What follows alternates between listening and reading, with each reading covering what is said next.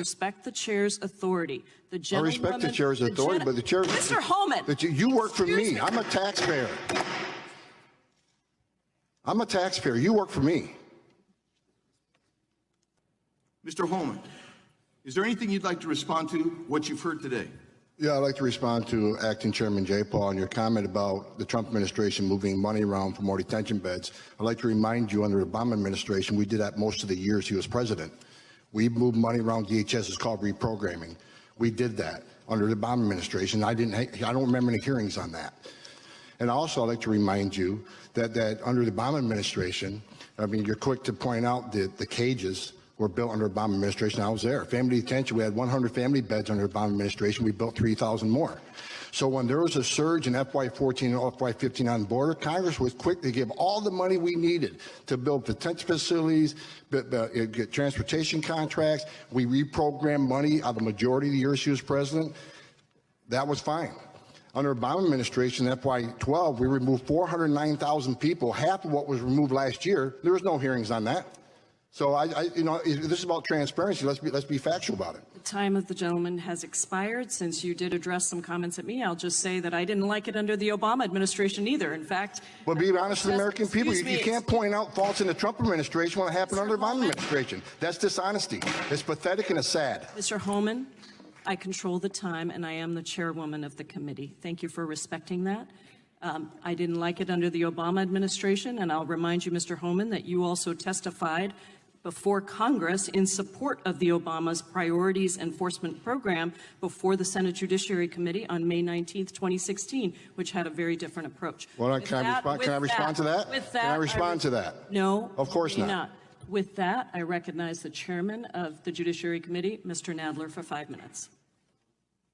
Well, said I supported President Obama's policies. I supported many of his policies. But we got to remember, I was a career law enforcement officer. My job is to execute a mission within the framework provided me. So when the White House and the Department of Homeland Security issues a priority, my job isn't to question it. My job is to execute it, like I'm executing a mission on this president. And President Obama gave me a Presidential Rank Award, highest award available to civilian, because I think I did my job pretty good. I think we saved many, many lives in ICE. And a couple of things I agree with him on, the priority enforcement program. It was the only game in town. We were locked out of jail, so the priority enforcement program get us access to jail, so at least we get the felons. That was better than nothing. And Secretary Jay Johnson, who I respect greatly, gave me a seat at the table, and we talked about all the executive actions. He gave me a seat at the table and says, here's what we're proposing. What are your thoughts on it? He gave me input. Now, I didn't win most of those arguments, and Secretary Jay Johnson was sitting here. He would tell you we disagreed on a lot of things. But I was grateful that the administration gave me a seat at the table, to at least so I could hear things that were coming. So the Obama administration wasn't all bad. He gave us unlimited money, unlike you're fighting today, on give us the detention facilities we need. Give us the policies we need. Family detention, 100 beds. They give us 3,000 more. So yeah, President Obama, I agree with a lot of things he did. I didn't agree with everything. I didn't agree with most, but I agree with a lot of what he's done. So but when I became the ICE director, I came back from retirement because this president, President Trump, had it right across the board. From day one, from his speech in Arizona, he was right on the money every step of the way.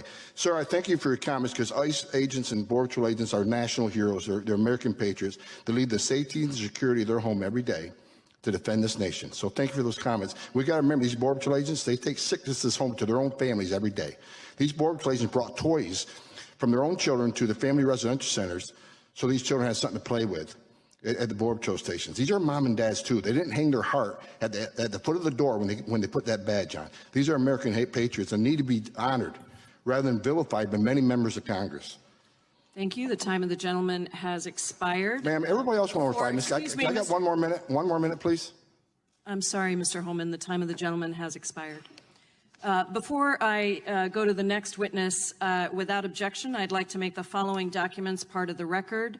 A statement from the ACLU, a statement from Asian Americans Advancing Justice, a statement from the American Immigration Council, a statement from Al Otro Lado, a statement from the Center for Victims of Torture, a statement from Detention Watch Network, a statement from Friends Committee on National Legislation, a statement from the Government Accountability Project, from the Interfaith Immigration Coalition, from the National Immigration Forum, from the Southeast Asia Resource Action Center, from United We Dream, and a statement from an impacted individual, Abdi Kadir Abdullahi Mohammed. But I do want to ask one quick question, and I want to make one quick statement.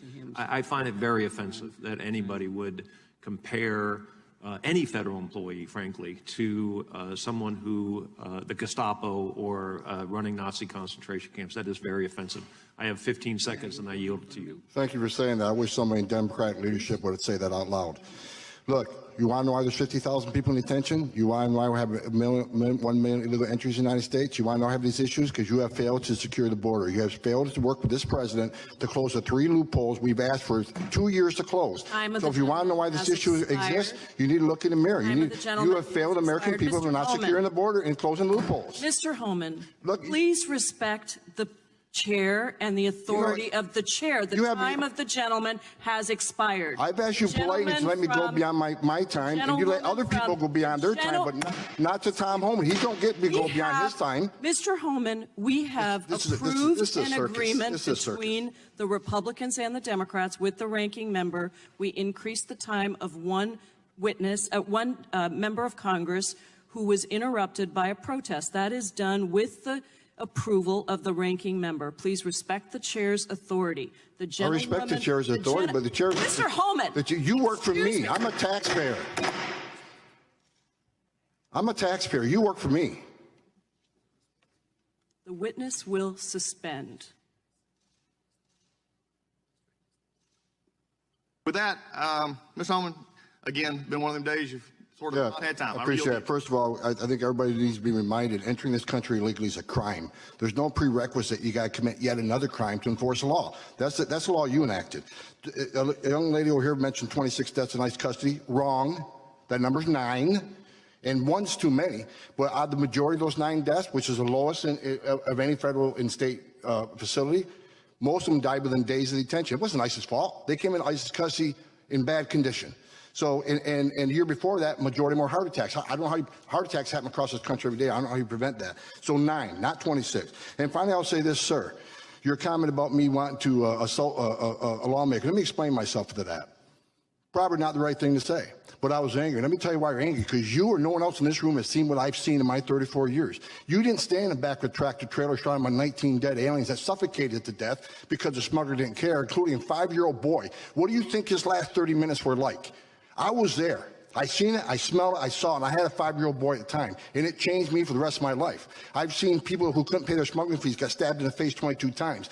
31% of the women are being raped crossing this border. Children are dying. Cartels are getting rich. Why am I angry? Because you haven't done anything to fix it. Nothing. We've been up here for 2 years trying to close the 3 loopholes that Collins said needs to be closed, and you haven't taken one action. But if there's a policy or initiative that's going to cause an illegal alien to be arrested or be detained or be removed, we're going to have a hearing within days.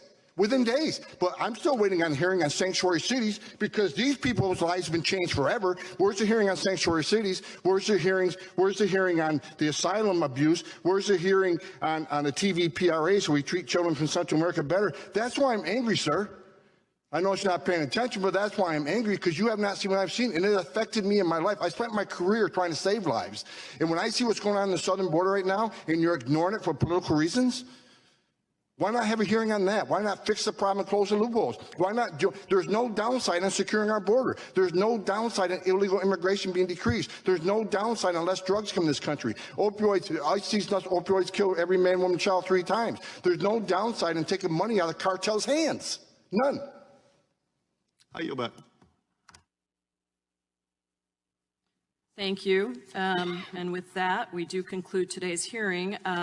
I would like to say that the truth is our country is far too reliant on the incarceration of immigrants. The beneficiaries are for-profit prison companies, but we do have sensible, humane, cost-effective solutions that would be provided under my bill, the Dignity for Detained Immigrants Act. And I do think it's unfortunate. I'll just say before we conclude that I do think that it's unfortunate. Is the committee over Or is it a time for another 5-minute round? No, it's not a time for Then it's another time to 5-minute adjourn the committee, Madam Chair. Grant, I just said to the ranking member of the subcommittee that I was going to make one brief statement. But as the ranking that- member of the committee, I'm calling a point of order and saying it's time to end this committee. Okay. Well, I would like to say that I hope that witnesses called by the minority in the future respect the authority of the committee. I wish the committee chair I right would now would once recognize the fact again that she's like supposed to be to- calling I this would committee. once There's not again- 5 minutes extra. Thank you, Mr. Collins. I would once again like to thank the panel of witnesses, and particularly those who traveled far away to be with us today. Without objection, all members will have 5 legislative days to submit additional written questions for the witness or additional materials for the record. Without objection, the hearing is adjourned.